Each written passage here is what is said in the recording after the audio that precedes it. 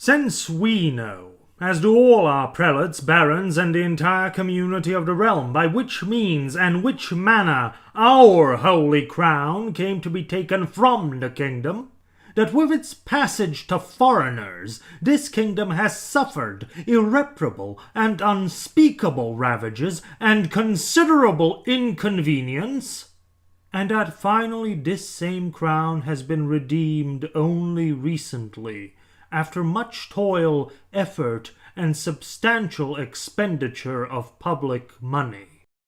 The peace agreement between King Matthias and Emperor Frederick III, concluded on the 19th of July 1463 at Vienna Neustadt, included the handover of the Holy Crown of Hungary to Matthias, in exchange for 80,000 florins, the right to allow Frederick III to style himself as King of Hungary, Dalmatia, Croatia, etc. Matthias agreed to become Frederick's adopted son and call Frederick father in all correspondence. And Matthias agreed that if he should die without a male heir, Frederick or his heirs would inherit the realm of St. Stephen, keeping in mind that at the time Matthias was 20 years old and Frederick was 48. Those 80,000 florins and the cost of the conflict with Frederick and further expansion of the king's black army were paid for by a few levies of extraordinary taxes passed by the royal council when the Diet was out of session. Of course, they were retroactively approved by the Diet after Matthias promised never to levy new extraordinary taxes again. With the crown now back in the realm, preparations were being made for a coronation for the following year. And to add to the happy news, in late 1463, Queen Catherine Podebrady became pregnant. With matters settled in the north, Matthias departed on campaign south. In late 1463, Matthias attacked the Bosnian fortress of Jajce that was taken by the Ottomans earlier in the year. It was autumn, the end of the Ottoman campaigning season, and their army was not present in full force anymore, which allowed Matthias to take Jajce and several other fortresses in the area and reinforce them over the winter. Tragedy preceded triumph in early 1464. The young Queen Catherine and her child died during the birth on the 8th of March. On the 29th of March, 1464, at Székesfehérvár, Archbishop Dionys of Esztergom, performing this duty for the third time in his life, crowned Matthias I, by the grace of God, King of Hungary, Dalmatia, Croatia, Rama, Serbia, Galicia, Lodomeria, Cumania, and Bulgaria.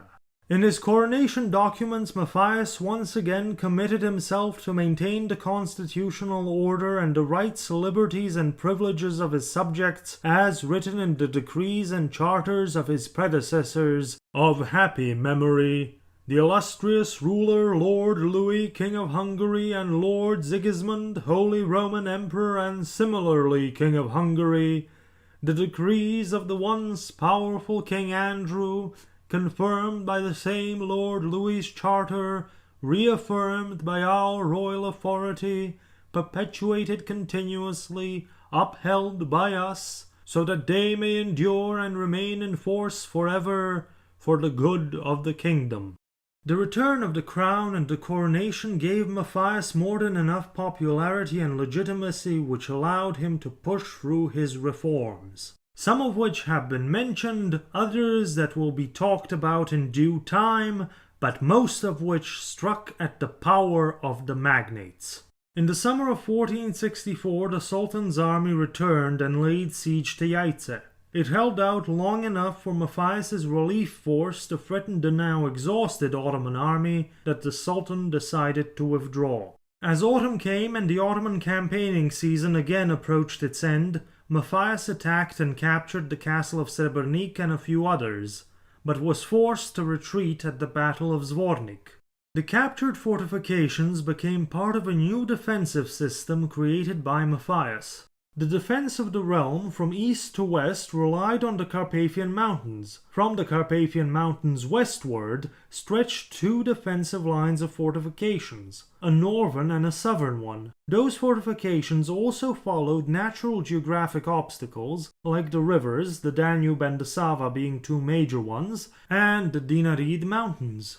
The northern line went from Karanabes, just north of the Carpathian mountain range, through Temeshvar, Petrovaradin, Novi Sad, forts along the Sava and Una rivers, and ended with the fortress of Senj on the Adriatic coast, which at the time was owned by the Frankopan family. The southern line started at Turnu Severin, just south of the Carpathian mountain range, followed the Danube to Belgrade, through Srebrnik and Jajce to the Croatian royal city of Knin, then the traditional seat of the Ban of Croatia and the meeting place of the Croatian Diet. The defensive line ended with the fortress of Klaić, which overlooks the Dalmatian commune of Split under Venetian control. Each fortification was under the command of a captain, under their respective territorial superior. The wider areas of the newly captured Jajce and Srebrnik were made into banates with several forts under them. Following the push into Bosnia, the Ban of Dalmatia and Croatia and Slavonia, then Emeric Zapolja,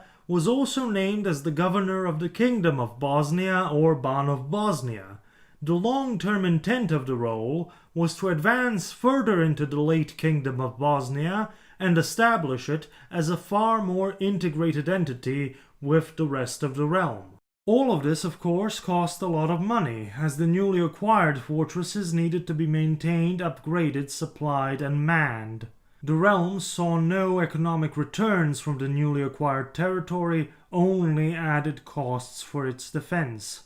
Efforts were taken to relieve some of the monetary drain by offering land and tax exemptions to Christian refugees if they decided to serve in the defense of the border. This would relieve some of the burden on the treasury caused by hiring mercenaries. The economic problems were only made worse by Ottoman raids.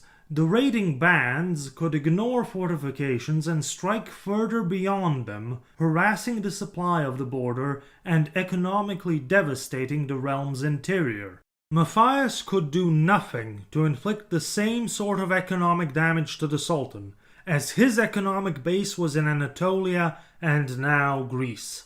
How do you fight an enemy that can strike at the heart of your economy, but you can't even touch theirs? Pushing the Ottomans further could alleviate the problem, but for that Matthias needed money.